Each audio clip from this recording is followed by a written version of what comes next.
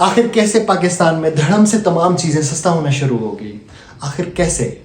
जो मुल्क 15 महीने पहले डिफ़ॉल्ट के स्टेज पर था, वो 15 महीने बाद अपनी तमाम चीज़ों को कैसे सस्ता कर रहा है? जिस मुल्क के पास डॉलर तक नहीं थे, उसका डॉलर कैसे स्टेबल है? जिस मुल्क के पास इन्वेस्टर तक नहीं थे, उस मुल्क की stock exchange all time high पर चली गई, जो कि 76,248 इंडेक्स थी। आखिर ये सब कैसे हुआ?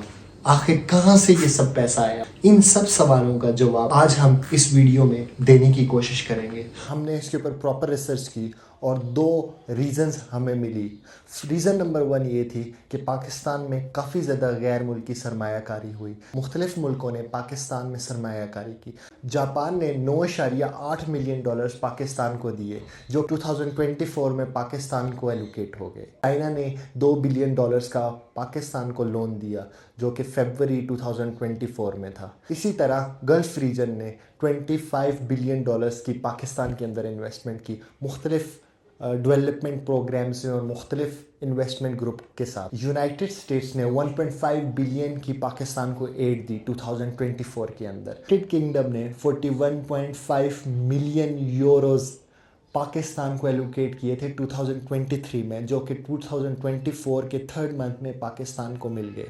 IMF ने $1.1 बिलियन का लोन पाकिस्तान को दिया। सारी इन्वेस्टमेंट जब पाकिस्तान के अंदर हुई तो स्टॉक एक्सचेंज ने ऑल टाइम हाई रिकॉर्ड कायम कर दिया और 76,248 इंडेक्स पर पहुंच गया। इसी के साथ हमारे इस बात पे हमारे 2 सवाल बनते हैं। एक सवाल जो हमारे जहनों में आना चाहिए वो ये था कि ये इतना पैसा पाकिस्तान को क्यों बाहर के मुल्कों ने दिया? जो मुल्क पाकिस्तान के साथ सीधे मुंह बात भी नहीं कर रहे थे, उन्होंने आखिर इतनी इन्वेस्टमेंट कैसे पाकिस्तान में कर दी? सवाल नंबर 2, क्या ये जितना भी सस्ती चीज़ें हो रही हैं और जो भी एक इन्वेस्टमेंट आ रही है पाकिस्तान में, क्या ये टेम्परेरी है? तो इन सवालों पर भी हमारी रिसर्च जारी है और जैसे ही वो रिसर्च कंप्लीट होगी तो वो भी आपके सामने हम रखेंगे।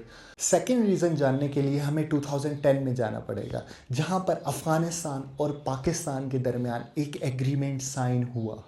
उस एग्रीमेंट में ये डिसाइड हुआ कि जितना भी इंपोर्ट अफ़गानिस्तान बाहर के मुल्कों में से करेगा, वो बरास्ता पाकिस्तान अफ़गानिस्तान में जाएगा, without any taxation and without any process fee. इस ट्रेड ट्रांजिट पर अचानक अक्टूबर 2023 में पाकिस्तान ने 212 आइटम्स को बैन कर दिया। उसकी वजह क्या थी? उसकी एक वजह यह थी कि पाकिस्तान को 180 बिलियन रुपीस का नुकसान हुआ और पाकिस्तान की इंडस्ट्रीज़ बिल्कुल तबाह होने के दिहाने पर पहुंच गई, क्योंकि जो स्टॉक अफ़गानिस्तान में जाता था, अगर एक चीज़ अफ़गानिस्तान में जाती थी विदाउट टैक्स और प्रोसेस फ़ी, वो 70 रुपीज़ की पहुंचती थी और वही चीज़ पाकिस्तान की इंडस्ट्री 100 रुपीज़ में सेल कर रही थी और 70 रुपीज़ की वो अफ़गानिस्तान से 72 रुपीज़ में पाकिस्तान आ जाती थी। जिसकी वजह से अगर आप किसी भी कस्टमर को आप 2 चीज़ें सामने रखें, एक 72 रुपीज़ की और एक 100 रुपीज़ की, वो ऑलवेज 72 रुपीज़ की प्रेफर करेगा। जिसकी वजह से पाकिस्तान की इंडस्ट्रीज़ की मैन्युफैक्चरिंग बहुत ज़्यादा कम हो गई और पाकिस्तान की इंडस्ट्री की सेल्स बहुत ज़्यादा डाउन हो गई, जिसकी वजह से पाकिस्तान को इतना बड़ा लॉस हुआ। इसी वजह से पाकिस्तान ने 212 आइटम्स को बैन कर दिया अफ़गानिस्तान जाने से, जिनमें गाड़ियों के टायर और 17 किस्म के मुख्तलिफ कपड़े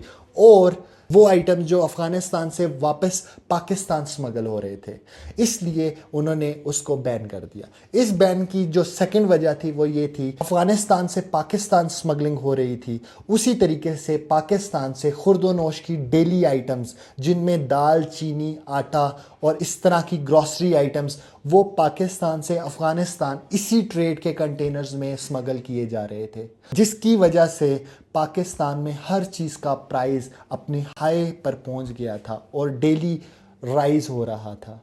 उसकी मेन रीज़न ये थी कि पाकिस्तान में उन चीज़ों के स्टॉक्स कम हो रहे थे और कस्टमर ज़्यादा हो रहे थे। जब पाकिस्तान ने इस सारे चीज़ को नोट किया तो पाकिस्तान ने इस पर बैन लगा दिया और जब बैन के बाद पाकिस्तान के अंदर दाल, चीनी, आटा, इन चीज़ के स्टॉक्स में इजाफा हो गया और कस्टमर कम हो गया, जिसकी वजह से इन चीज़ की प्राइस स्टॉक होल्डर्स को कम करनी पड़ी। तो ये था दोनों मोटिव कि कैसे हमारे स्टॉक एक्सचेंज में इतना ज़्यादा राइज आया, ऑल टाइम हाई राइज आया, और कैसे हमारी सारी जितने भी आइटम्स हैं वो अप्रॉक्स हर आइटम डाउन पे चला गया। उम्मीद करते हैं कि आपको हमारी वीडियो अच्छी लगी हो, और अगर आपको हमारी वीडियो अच्छी लगी हो हमारे चैनल को सब्सक्राइब भी कीजिएगा और हमारी वीडियो को लाइक भी कीजिएगा, वीडियो को शेयर भी कीजिएगा अपने दोस्तों तक। अल्लाह हाफिज़।